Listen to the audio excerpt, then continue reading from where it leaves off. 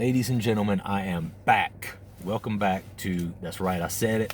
So this past weekend, I kind of got back on my taper. I did pretty good job. I didn't go to the Kratom bar or anything like that this weekend. I did admittedly buy myself a few Kratom gummies when we went out to go shopping this past Sunday. And so I did, I definitely didn't go off the rails with Kratom use, which was what I was trying to do, because when the week, during the week comes along, I tend to kind of chop it down a little bit throughout the week. I'm on roughly about maybe 10 grams, 10 to 11 grams of Kratom per day at this point. And I'll be chopping that down from here. But so last week, my last video, I started to talk a little bit about my background and what led me from point A to B to C to D to currently where I am as a 47-year-old man regarding drugs and being a drug addict. So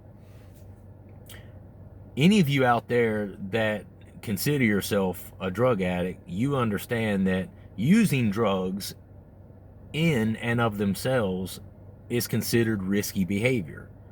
But it is not only specific to using drugs, that risky behavior, I mean.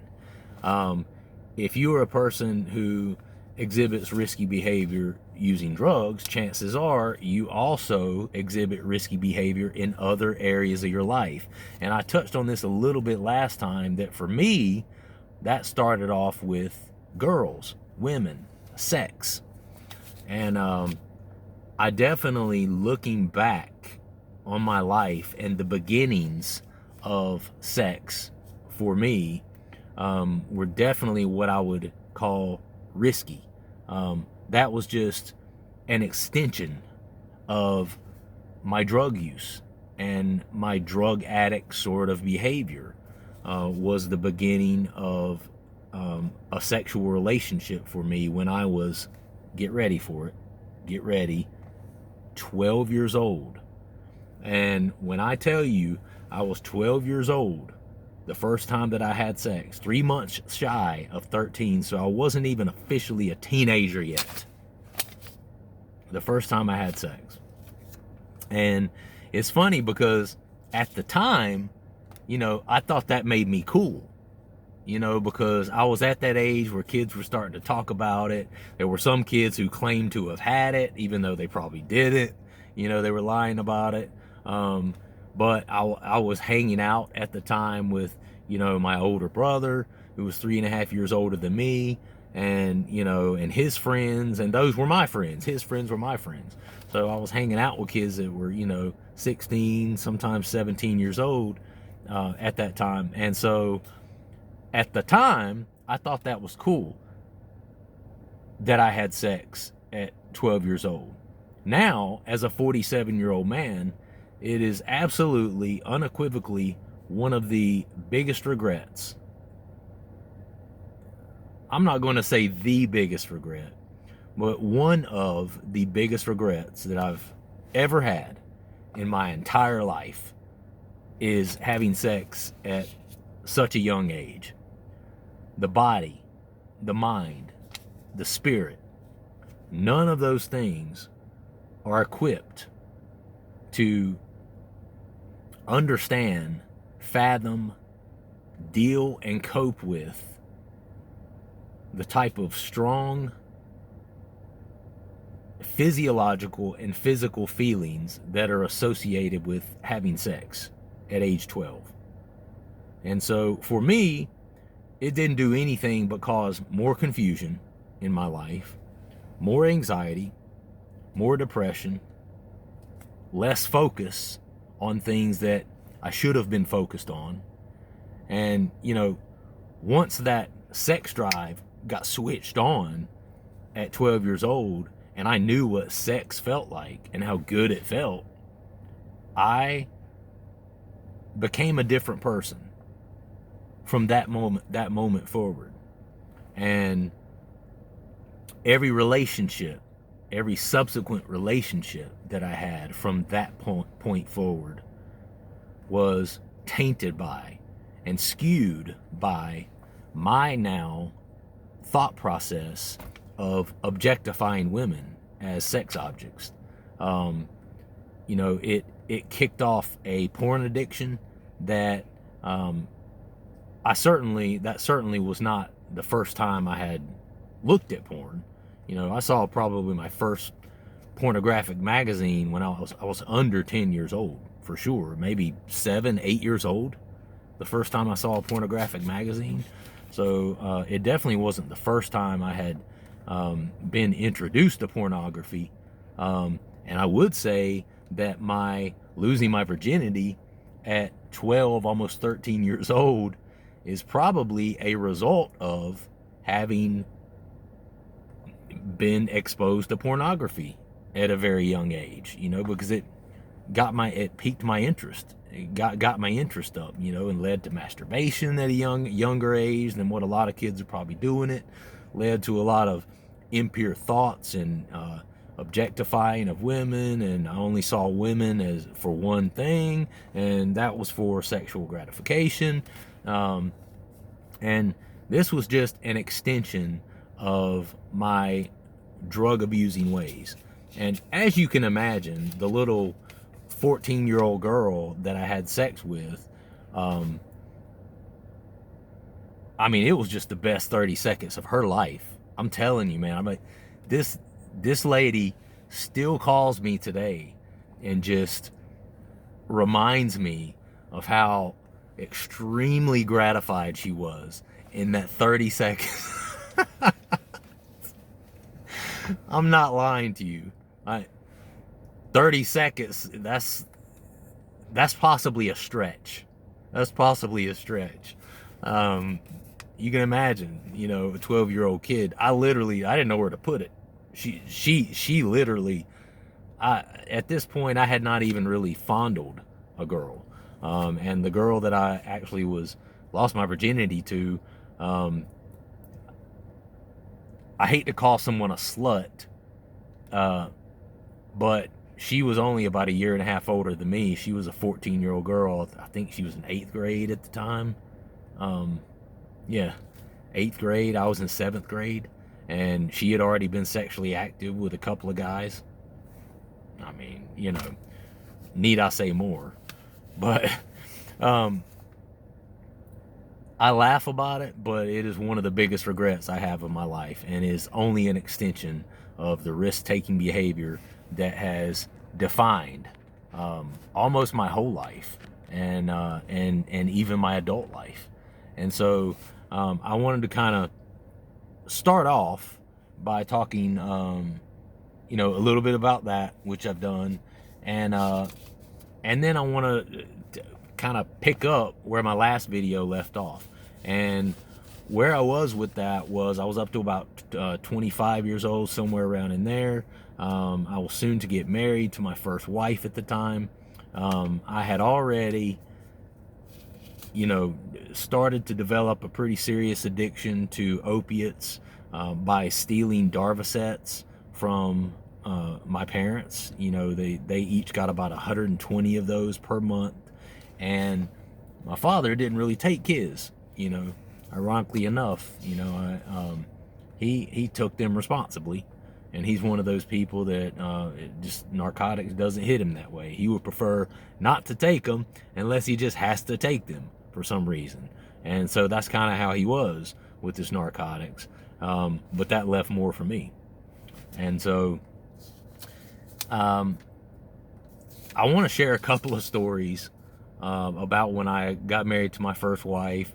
Obviously, we had several instances where she saw and understood that I was addicted to painkillers. And for a person who has never been addicted to painkillers, one of the reasons, being in a relationship with someone who is addicted to opiates is so difficult for them is because to her and to others around me, it was simple. Just stop. Just don't take them again. It's hurting you. It's hurting me. It's hurting our relationship. It's hurting our family. It's hurting your family. just stop. Just don't take them again. It's that simple. And little did she know that the mind of a drug addict and the psyche of a drug addict is way more complicated than just don't take them again. And in my opinion, especially when it comes to opiates. Now, I don't know how it fits into people who are addicted to other things, like whether it be, alcohol or cocaine or whatever it is that your substance of choice is. But I know for opiates, it's way more complicated than that. But I want to tell this one story because this literally is just an illustration of how desperate someone can be to get an opiate if they are addicted to opiates. So as I mentioned, my parents took Darvocet. Well, my wife and I, my first wife and I, have built a home together, and this home had an attic space that you could go up into. And interestingly enough, the access point to the attic space, there were two entrance points to the attic space. One was in the hall on the opposite side of the house. And when I say opposite side, I mean where the two spare bedrooms are. In the hall there, you could, pull down an attic and you could crawl up in the attic. Well, there was also an access door that did not have stairs to it, but it was an access door, a small door that was in the ceiling of the walk-in closet, which was in the master bedroom of the home. Okay? So two places into the attic. All right? So a little bit later on, probably around age 28, 29, I've been married for a couple of years. I was at this point, I had completely stopped smoking weed. And for me, that's one of the reasons I always flew under the radar. As an opiate addict, a lot of times it's easier to fly under the radar when you're on something like pills. You don't ever smell like alcohol. I never smelled like alcohol. I never smelled like cigarettes. I never smelled like weed. I never looked high, and it was one of those where I always was able to fly under the radar because 99% of the people who knew me and who were around me had no idea that I was hiked up on Vicodin or Percocets or Darvocet or whatever else I was taking at that time. And so during that time, I had become heavily addicted to opiates. And my wife and I, at the time, had built this home, and we lived in it for about, I guess, 4 or 5 years. And we decided we wanted to move out and get another bigger home. There's really absolutely no point for us to do this. We were both materialistic and wanting something bigger and better, and there was absolutely no reason for us to do it, and we couldn't even really afford anything bigger and better. We just wanted it. The house that we lived in was completely fine. It was beautiful, for two early mid-20s age people. I had a degree in education. My wife at the time had a degree in nursing, so we were making okay money, but it wasn't like spectacular. But we wanted to get a bigger, better, like 2-story home. And so we did that. And the plan was, at that time, my parents had been living in an apartment because they had sold their other home, which was in a neighboring city called High Point. And so the plan was my parents were going to move into the home that we had built and lived in for 4 or 5 years, and they were going to basically pay us rent, and we were going to remain owners of the home, and we were going to go out and get this other home.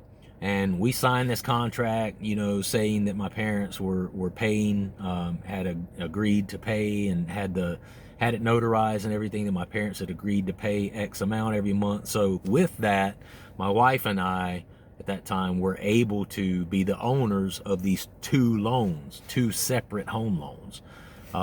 Without that signature and without the assurance that my parents were going to pay rent on that first property, we would not have been able to do that based on our incomes. Because like I said, we were a nurse and a teacher. We weren't rich. You know, we were doing okay, but we weren't rich by any means. But it worked. We did that. We got a new home. And then my parents were then living in that first home that I built, the one that I was talking about that had the 2 separate entrances to the attic. So at some point throughout this process, you know, my parents had caught me either directly or indirectly stealing their narcotic medications from them. And this was something where it would, by this point, it was not a secret that I had an addiction to these things. And I can't remember exactly how it happened and which time that this happened, but at some point I got tired of taking their medications and then being caught taking them. Because, you know, even as an addict, I wasn't a thief. You know, at heart, I wasn't a thief. And at least for me, I never stole anything other than, I mean, I stole some clothes from a department store when I was like a 16-year-old kid, you know, but I'm not one of those people that was just another example of my risky behavior growing up. But I'm not a thief. That's just not who I am, you know. So I'm not one of those people that just stole this and stole that, or went and pawned this to get some money to go buy some of these pills or whatever. I had a supply of them by virtue of my parents, you know, getting those medications. And so at some point, I called my dad on the phone. I'm like, Dad, I want you to listen to me. Please don't say anything, just listen. And I said to him, I said, my addiction is out of control. I want you and Mom to buy yourself some sort of safe, some sort of lockbox. I'm going to need you to lock up your medications because I have the inability to be able to control taking these medications. And I'm going to have to go get some help. And that's exactly what I said to him. And my dad, being the loving father that he was, you know, I'll pray for you. We will do that. Thank you for letting me know. And they did. They got a lock on their closet door at this house that I used to own. And they were still working at this time. This is pre-retirement for them. They're retired now, but at this time they weren't. Went over to their house, used a debit card, or maybe it was a license, one of the two. I think it was my license.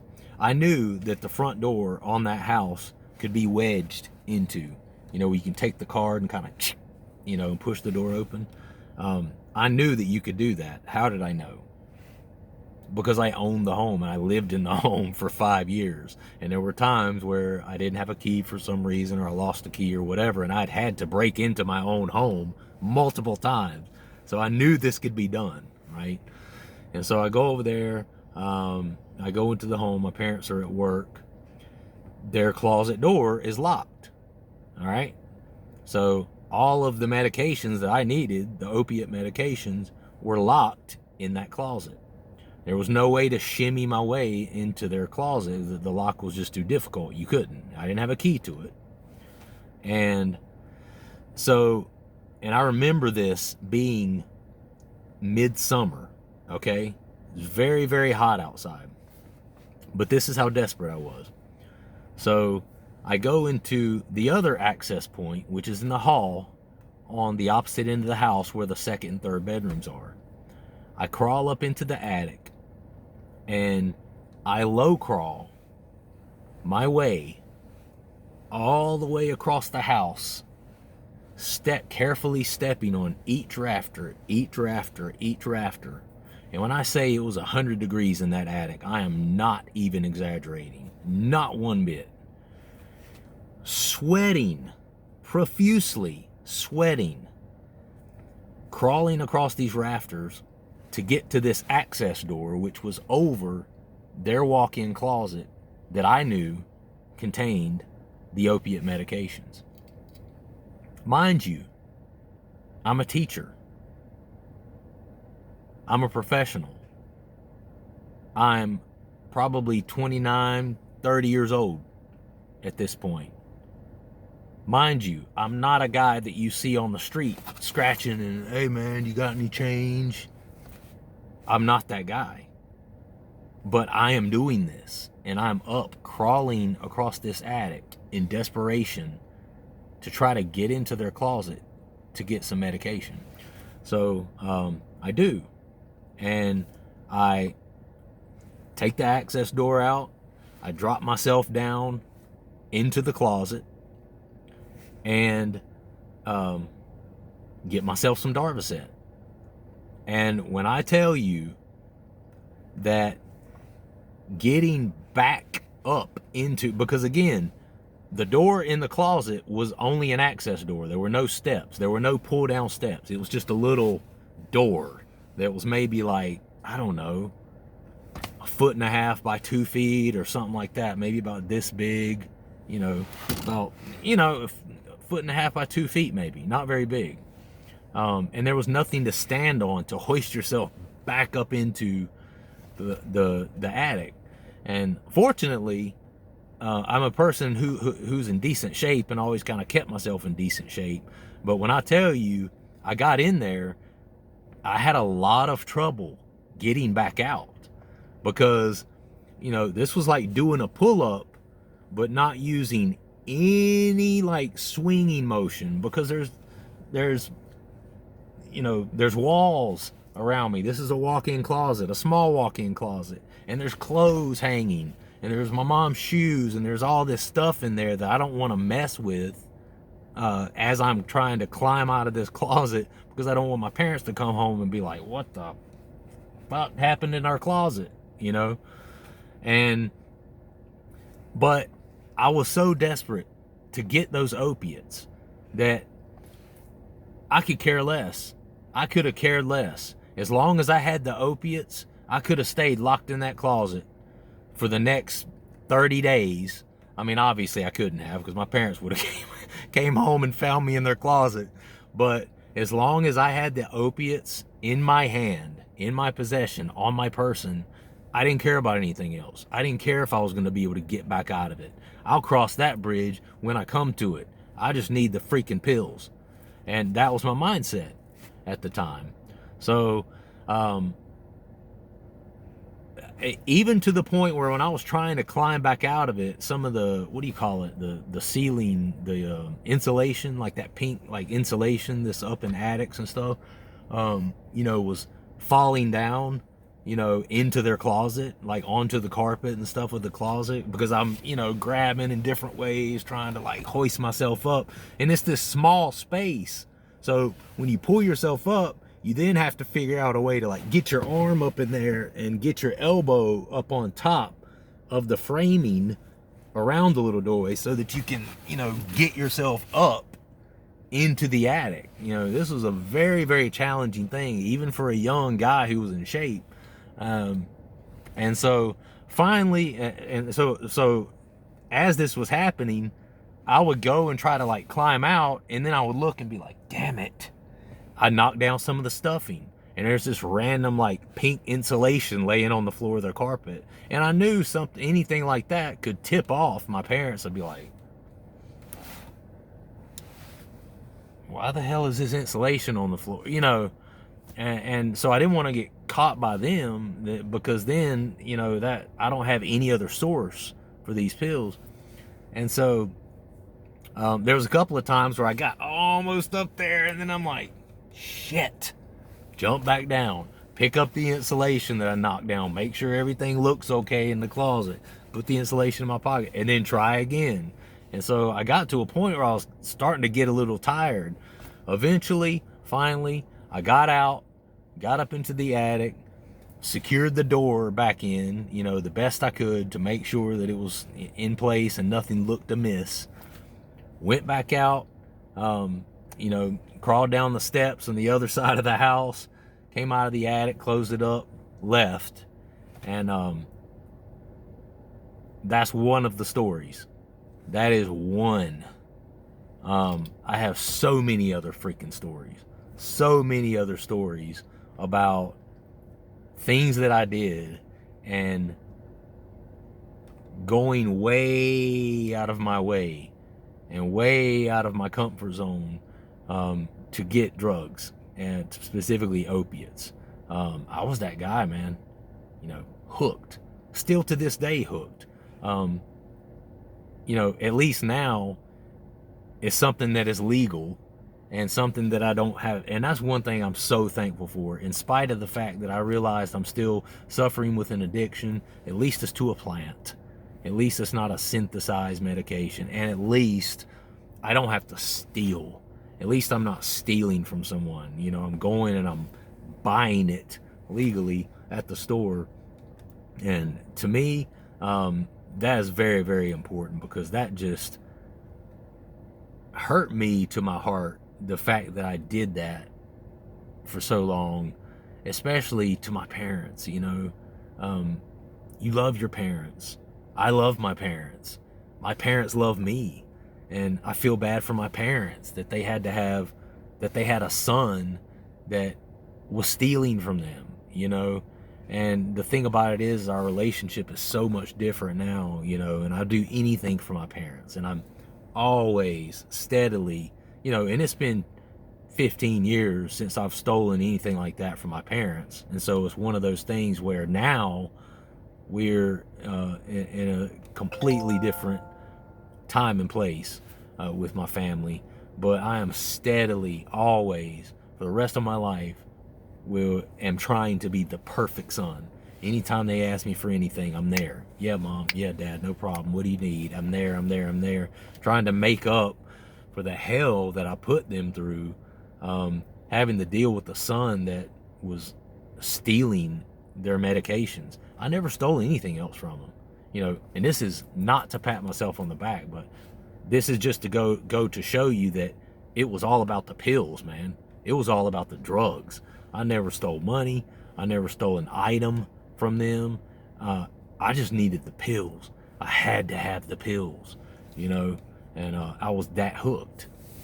And so next video, I'm going to talk about the first time this specific timeline that I'm telling you about now eventually led to the first time, the one of two times that I actually went to rehab.